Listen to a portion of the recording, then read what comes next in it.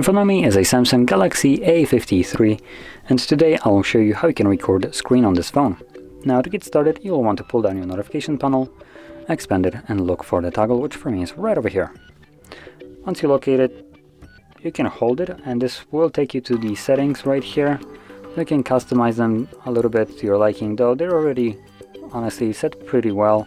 Video quality is already set to the highest one, so that's primarily the only thing that I would normally recommend changing, but it's highest, so that's what I would keep it on. And additional settings outside of that will appear when you're trying to start recording. It asks you what kind of sound you want to record, and also if you want to record the taps and touches on the screen. From there, select start recording. You can skip the countdown right here, and this will immediately start recording. So from here we can pause, stop, add the selfie camera. There we go. And we can also draw on our screen.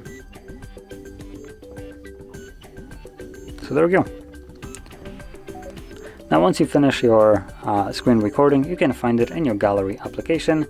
It's going to be visible in just the pictures right here, between like every photo and screenshots and all that stuff, or you can navigate into albums where it will create a screen recording album, which will contain only screen recordings. And from here we can view it.